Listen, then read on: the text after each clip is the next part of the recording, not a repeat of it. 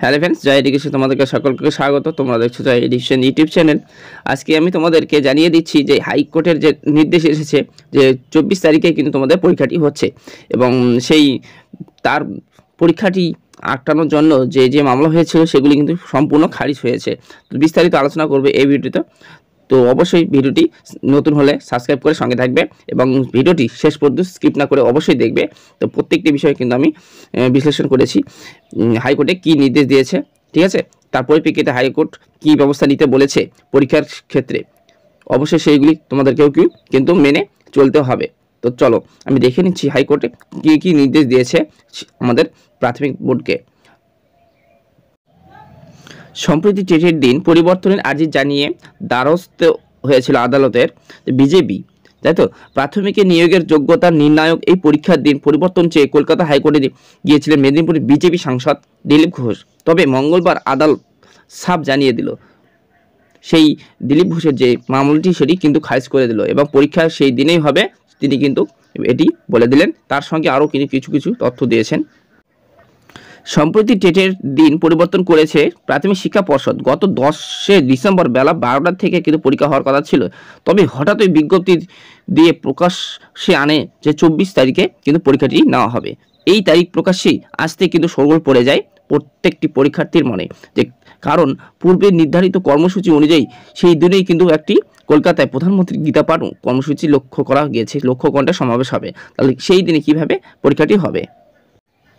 একই দিনে দুটি মেগা ইভেন্ট হলে সমস্যা হতে পারে।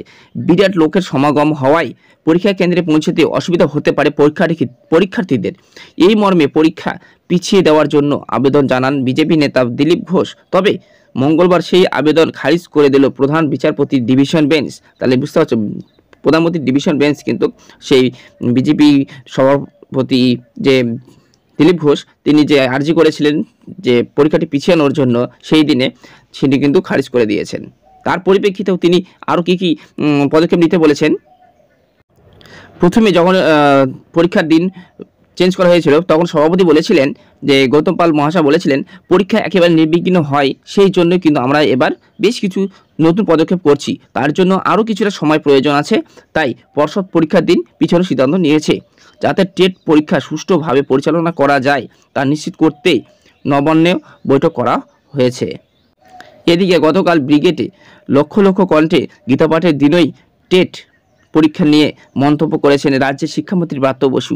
তিনি বলেন, আমার মনে হয় না এখানে সমস্যার কিছু হবে। তাহলে ব্রাত্য বসু মহাশয় তিনি কিন্তু বলেছেন যে শিক্ষামন্ত্রী তিনি বলেছেন যে পরীক্ষার সঙ্গে গীতা পাঠের যে সমস্যা হওয়ার কোনো সম্ভাবনা নেই, তাতে পরীক্ষা কিন্তু তোমাদের ঠিক সেই তারিখেই হচ্ছে এবং কোর্ট থেকেও কিন্তু রায় দিয়েছে সেই দিনে পরীক্ষা হবে এবং পরীক্ষার্থীরা যারা সুষ্ঠুভাবে পরীক্ষা কেন্দ্রে পৌঁছাতে পারে সেই ব্যবস্থায় কিন্তু বিভিন্ন প্রশাসনিকভাবে নেওয়া হয়েছে।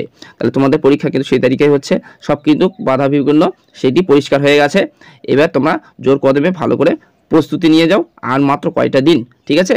তো অবশ্যই কেমন লাগলো ভিডিওটি, যদি ভালো লাগতো অবশ্যই এটা লাইক করবে এবং নতুন হয়ে থাকলে চ্যানেলে অবশ্যই সাবস্ক্রাইব করে সঙ্গে থাকবে। দেখা হবে পরের ভিডিওতে, আরও কোনো নতুন তথ্য থাকলে অবশ্যই কিন্তু আমি জানিয়ে দেবো।